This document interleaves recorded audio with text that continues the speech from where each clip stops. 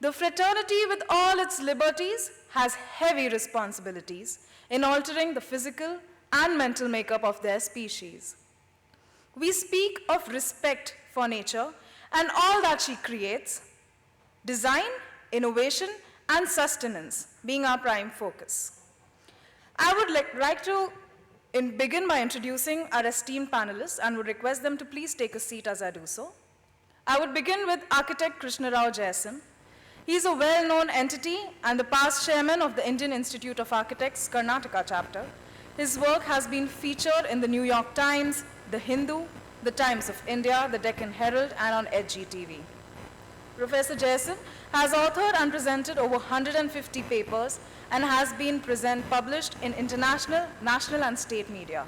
He has made over 1,500 presentations on issues regarding architecture on international, national forums, and multimedia. His firm, Jayasim Fountainhead, in Bangalore, completed 43 years in 2013. Apart from his vast body of work, architect Jayasim also has to his credit numerous accolades and awards: the NDTV Lifetime Achievement Award in Architecture, CNBC Awaz Award for Best Commercial Architecture, Lifetime Achievement Award by Practicing Architects Association, and the JK Architect of the Year Award, to name a few. Mr. Jayasim, please come and take a seat on the stage. Ladies and gentlemen, a big round of applause. Next, I would like to introduce architect Yatin Pandya. He's an author, activist, academician, researcher, as well as the practicing architect with his firm Footprints Earth. Earth being environment, architecture, research, technology, housing.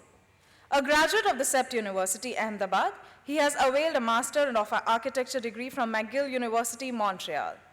Mr. Yatin has been involved with city planning, urban design, mass housing, architecture, interior design, and production design, as well as a lot of conservation projects. He has written over 200 articles in national and international journals, several books authored by him on architecture, especially concepts of space in traditional Indian architecture, and elements of space making have been published internationally. Mr. Yatin has won over 25 national and international awards for architectural design, research, as well as dissemination, environmental sustainability, socio-cultural appropriateness, timeless aesthetics, and economic affordability are key principles of his work. Mr. Pandya, please come on stage. Ladies and gentlemen, a big round of applause for Mr. Pandya. Next, I would like to introduce architect Mona Dr. Pingle. She is based in Auroville since 1995. She studied architecture at the CEPT University, Ahmedabad, and has a master's degree in appropriate technology from Flensburg University, Germany. She has an independent setup where she experiments with sustainable building technologies using local materials and craftsmen with a stress on client interaction. One of the key guiding principles of her work is the creation of buildings which are healthy, taking into account factors like electromagnetic fields, different use of natural material, and earth energies. She has been actively involved in different planning bodies of Auroville. Her current field of exploration also includes teaching, writing, and research. Ms. Mona, please come on stage. Ladies and gentlemen, please welcome Ms. Mona. I would like to start today's panel discussion with a few presentations by our panelists. To begin with, I request Mr. Pandya to please take the dais. Is the sound right now?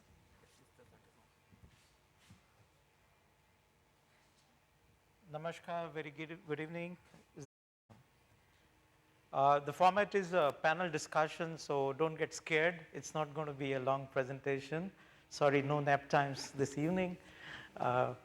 This presentation is largely about, not this one, the other one, is to set a tone for debate. So this is one point of view being presented and shared, and I'm sure we would have a rebuttal during the course of discussion.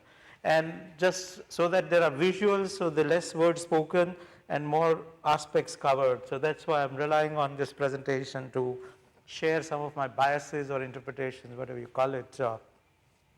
As the topic is quite close to my heart in terms of sustainability as being a way of life, both ways, that anything that has to sustain has to become part of us, and what is part of us would always sustain as long as we are there. So I think it's very apt, and there doesn't need to be much of a doubt and debate on that. What we need to define is that what is the approach, what is our role in it, and what are the kind of directions we could be aware of in terms of not being kind of carried away by. For example, it's not a formula that applies everywhere in the same way. It's about contextual appropriateness more than the universal kind of formula making or recipification. Same way, it's not a forte of a technology. It's more how does it become very much a part of us into our day-to-day routine. And that's where, when we say it's contextual, what about the local, and local when we say first beginning with India and then us as wherever we are. This is where I'd like to begin by sustaining or supporting this statement scientifically. There was a study done in Japan that if the executives were allowed to have more casual dressing than the ties and tuxedo, their comfort level was the same by few degree warmer AC temperature. In other words, it was the wrong dressing the culprit to having to jack up AC to extra energy level simply because you were not mismatched, I mean, you were mismatched to the kind of dressing that you had and the kind of comfort you would have required. So if in a hot and humid climate like here or in Kerala, if Mr. Mohanlal or somebody was loincloth wearing mund and nothing on top, is he a primitive person? Is he not fitting the global norm, or he is the most smartly dressed person? So do we need Shashwat Gandhi, again another Mohan that was just clad and kind of all seasons worked for him, or he needs to toe his line to say that this is winter and summer and I need to be cool with this dressing and that dressing? Day-to-day routine in a hot, dry climate like Ahmedabad and many of such Rajasthan places, there's a tradition of something called jhula. So when there were no fans, when you were jhulawing on a jhula, you were doing exactly what the fan does to you. And what mattered was body comfort because of the evaporative cooling. So it's not about degrees, temperatures, it's more about how we maintained ourselves cool and comfortable without unnecessarily spending on energy. If right now outside temperature is 24, why do we have to run an AC to bring inside 24? If one glass was broken or leaking, you would have already get naturally 24 here.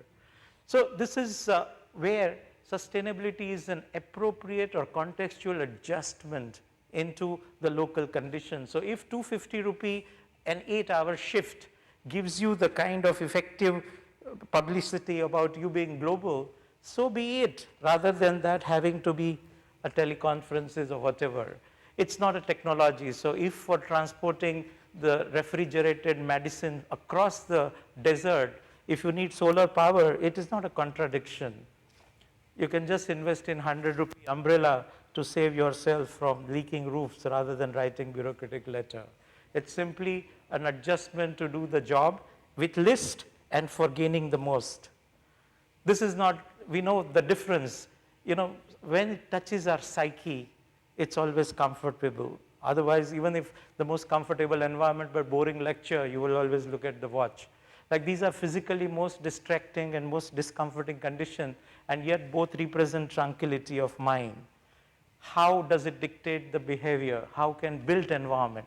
For example, when it touches the psyche, like our typical social service of painting the public corridor red with the pan spit, no amount of cajoling or threat warnings have worked as effectively as planting the gods and goddesses icon, and that has really helped dictate the behavior of the people. So this is where I would like to come with the first bias, that I believe that for our context in India, what sustains is part of us today. So whether it's dated from AD, BC, doesn't matter. And that's where I make this distinction between history and tradition.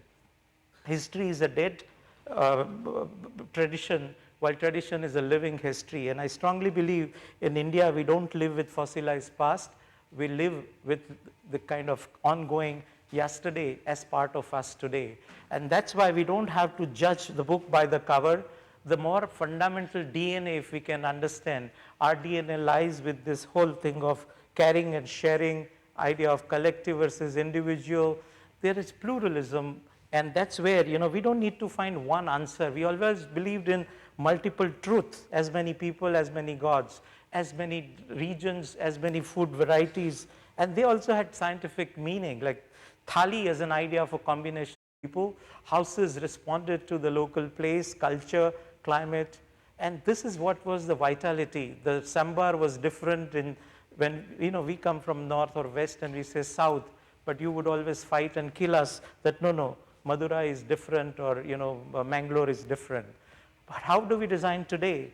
We took it too literally and too singularly and too quickly, that if child dirties the floor, turn him into a mop, let him go all around and go cleaning it. Even Shringar needs the template. The whole meaning of our life and the joy of that has been taken away. Control, Alt, delete, or you have to have hot noodle, but you're getting late, so have a fan to cool it. So these are the kind of senseless things that we have got after. The same laptop, but with that green bamboo coat extra over it, we call it a green laptop. That's exactly what all these ratings today are doing. So we need to question the norms and standards with which we operate. They need to be, of course, performance-based, not prescriptive, otherwise you end up into conflict like this. They have to be socio-culturally relevant. So when we talk of sustainability, it's not a biryani to a vegetarian. It's basically what a fox wants and what a crane wants. So like here, this is where designers come in play. Both are the spaces following the same norm, but one is successful, and that arguably happens to be from traditional quarter, versus one is a disaster. Same way here, 600-year-old neighborhood works more sustainably and more successfully because open spaces gel with the lifestyle and has been conducive in scale, in location, and in the kind of provision. For example, this is not a mindset, it's a mindset, not a money.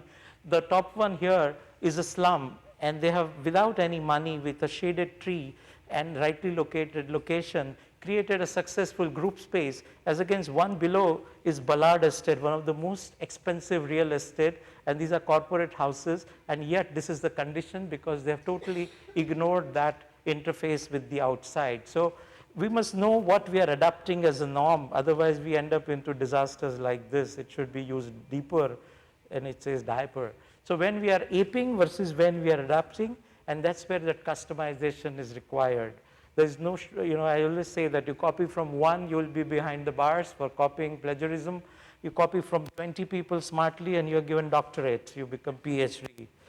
So a wholesome, sustainable design, it's about all these components: timeless aesthetics, sociocultural appropriateness, environmental efficiency, structural stability, and economic affordability. Oops, I'm going backwards, sorry. So what are therefore the kinds of ways of life with which we grew up? And just today, in the name of fashion, we are bent on throwing it away and paying consultants to tell us the same what your grandmother told us all the time in lullaby.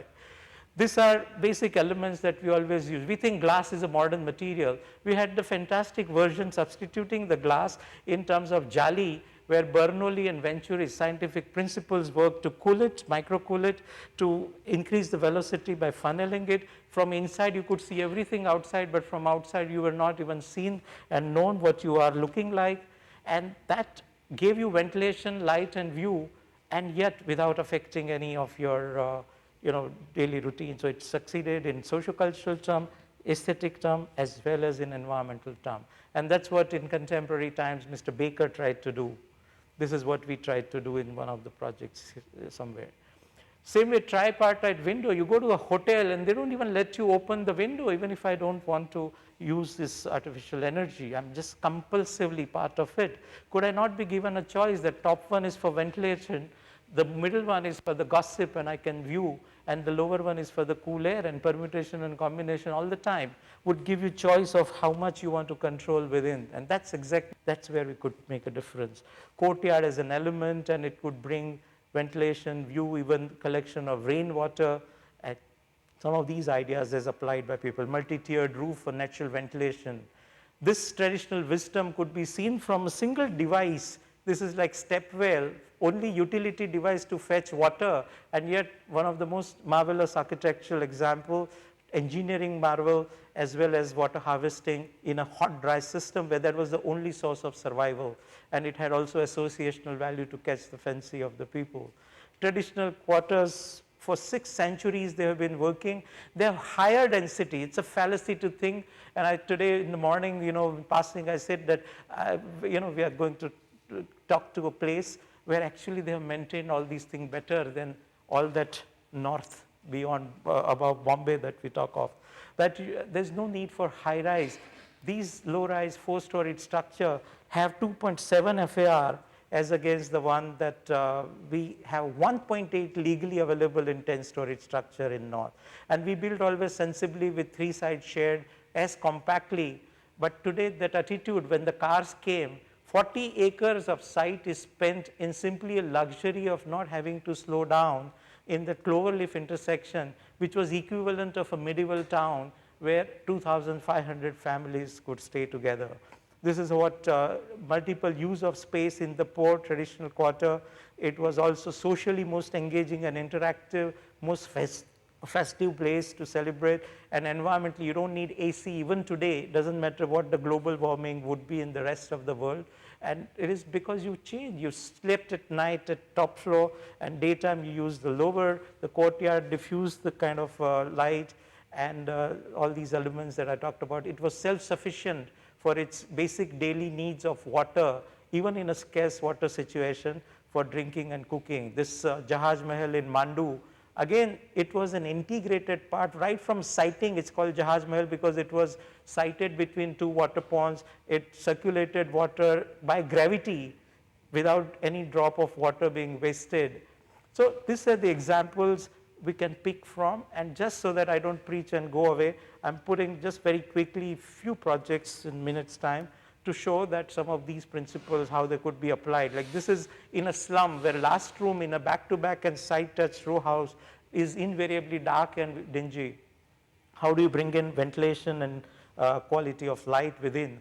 And we tried this for a slum for Seva women, and at few hundred rupees, or here a plastic bottle which nobody pays you 5 paisa for, but you push this in, and with internal reflection an empty bottle would glow like a bulb, and that could save, there's a recorded readings that it could save anything between 100 to 200 rupees a month, and that's a change quality of life. From that to a toilet park, this was just to break that mindset that actually today there's a whole campaign of cleaning. This was done about a year ago, that you need to do your own job, and you're actually calling people untouchable who do your job. So we tried to bring in this association. This is recycling of the building.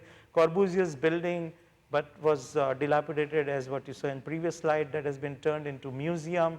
Interiors, we think that we have no control over, and this has half the energy bill than the previous one where they were working simply by commonsensical principles of cutting down on glare using natural material.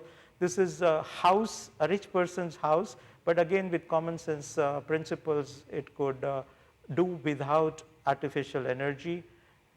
This is recycling of the waste, the typical domestic waste turned into building component and material, both aesthetic, climatic, and the cost advantage of that. Even the digital waste could come in handy, the metal scrap.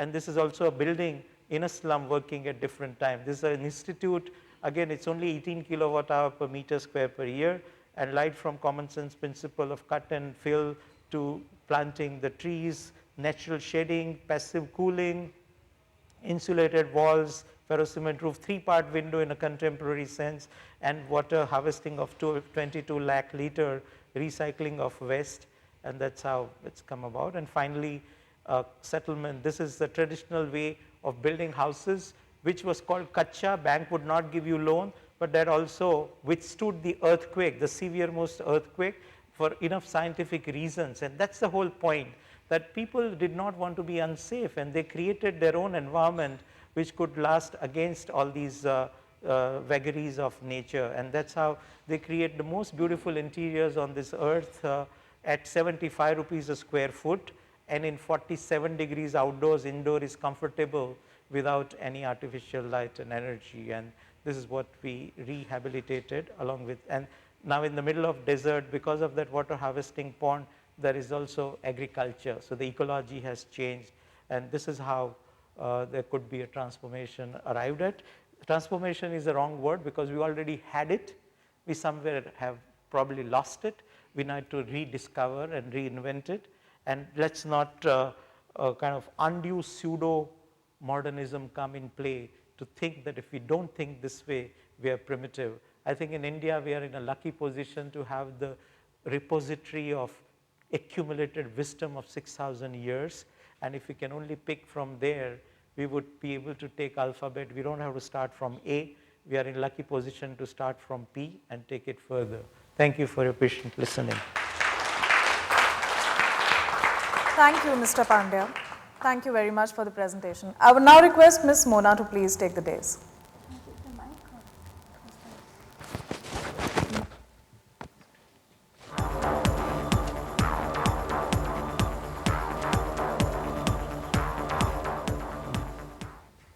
Vanakkam.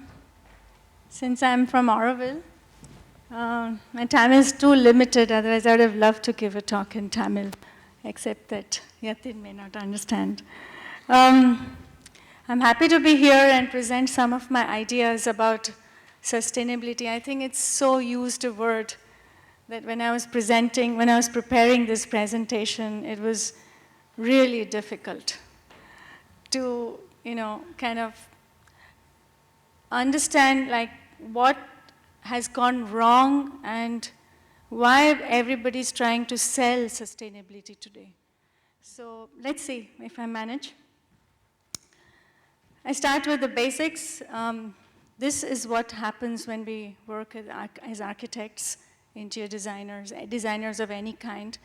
We have a social responsibility, but we also have to balance this ethics, reasons, and aesthetics. And those of, I guess most of you are practicing architects, you'll know that this is a very fine balance that has to be struck. And we don't always manage. It's very difficult to really find that fine balance between reason and aesthetics and ethics. But I think this is crucial to sustainability because it's all about how you think and how you act and what is your attitude towards that. Just to bring in perspective, the sacred and the secular, that's where we come from. But today, this is where we're going. For me, I always say the malls are the temples of modern India. And I truly think that one needs to think about why it is like that. And this is what happens. We don't use what we need, but we try to acquire what we desire. And therefore, the resources are not optimally used. I think nature is bountiful. It's just that we don't know how to bring about that balance. So we compartmentalize our lives, our thoughts, our actions, our professions in order to survive in this chaos. We survive because we adapt. This is our great capacity. But at the same time, we've forgotten how to self-impose limits, and greed, not our true needs, is what governs our life at all levels. Our cities today are not grand visions, but grand adjustments between the haves and the have-nots, rich and the poor. Is there another way of conceiving and building our cities, where the richness of a pluralistic Indian society can be respected and celebrated instead of one homogeneous conglomeration? I think Yatin's presentation, you don't need to go further, but I think all of us as Indians know what it means to have a pluralistic Indian society. Yet, today when we see what is happening in our cities, that's not where we are going. Everything is becoming homogeneous. There's no difference between a small city in Tamil Nadu, between a Tindivanam and a Nadiad in Gujarat, because they all look the same. What's happened? Where are the aspirations? What has gone wrong in our thinking? Do we believe that we are in a crisis mode of survival, that if we don't change, we cannot survive as a race? And the last one, can the process of building a city lead to a change in consciousness? And that's where I come from Auroville. And I believe that sustainability is a way of life, and slowing down is the first step in sustainability. And I think this is an important sentence because I think most of us don't realize what it means to slow down today. Auroville, as an experiment, some of you may have known, I just bring in few slides of this just to put it in perspective and to put my work in that perspective and to put this question of how sustainability as a way of life, as design, innovation, and sustenance is a part of Auroville. So this is important because Matra Mandir is at the center of Auroville. And I think there are very few cities today in the world being designed in modern world that have a spiritual center as its center. It was part of the old ethos. I think every city in the West or in India was based on something that was higher than themselves. But today you've forgotten. And I think, the Twin Towers in New York were a good example.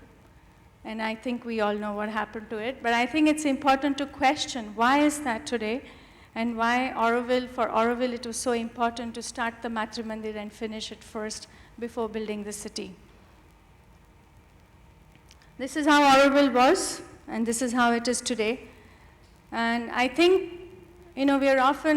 people come to Auroville and say, some of them say that perhaps it's sustainable. I'm not so sure about it. There are many ways of looking at it. But for me, whatever's happened in Auroville was a necessity. It was not a fashion. It was not something that somebody told us to do. It was simply because of an aspiration, and the only chance for that aspiration to grow and to survive was to be sustainable. There was no other way. And therefore, we did what we did, and therefore, we are doing what we're doing still. So what can we do as architects? So one of the things is localize the global and globalize the local. I think that in today's context in India, it is very relevant. Microclimate sensitive and natural resource sensitive, optimize use of energy, landscaping, encourage local skill-based crafts, blending traditional technologies with contemporary understanding of engineering, innovate and improvise. I'm just going to give you like 7, 8 slides of the kind of work to see how this is how I try to practice it in my work, and I hope that it will lead to some debate. This is this is 1990, we were building with lime and brick. This is our own house, which was done completely without machines, based on the principles of building biology. What Narrow Lake Paint is trying to do, I'm really happy to hear. I knew some of it, but I'm glad to know more about it. I studied in Germany in 1992 something called building biology, and it was talking about VOCs then and how bad it is. And I always said in India we live so much outside that it doesn't matter. But I think in these 25 years, a lot of things have changed, and air-conditioned homes are becoming the norm rather than the exception, especially in cities. And I do think it's important to deal with these issues today. So we were trying to, build with things that are, as natural, locally resourced, and, using technologies that don't require very skilled labor. And everything was sourced from the place, wherever was available around. Not even Chennai. I mean, Chennai was too far for us at that time. It isn't like today, you just take a car or take a taxi, and there you go to Chennai. It used to take 5 hours before, and we used to travel in buses at that time. This is another way. Sand is going to be, the next wars are going to be fought for sand and for water, and I think sand is going to be the gold of the future. So how are we going to deal with that? There are many answers to this, but one of the ways is to build with earth. If you can, if it's good, and if it's possible to have a good earth in the place you're going to build. So these were some, trying to see if we can, do some domes and vaults in earth without too much concrete. And then some low-cost experiments with government funding for a school which was using GI roofs. Thing is here, again, about overhangs, how to deal with climate, how to make it naturally ventilated, how to minimize resources and still make it interesting. It's my own studio, which was built 6 years ago, again with similar background. The important thing is with the landscape, how to integrate the landscape so that you actually are encouraging a sustainable way of living and trying to do green roofs on this. This is the same on the office, so that I can also, the students who work there, and we can have our own vegetables growing on the, and the beauty is to see that, this doesn't have to be designed. I mean, I didn't even think of doing the green roof when I did it. But if your concrete is good and if your slopes are fine, you can do a green roof without much trouble. And I think almost every terrace in Chennai could have a green roof if people really wanted it. Then using some local stones, which are, without dressing, so you keep down the costs.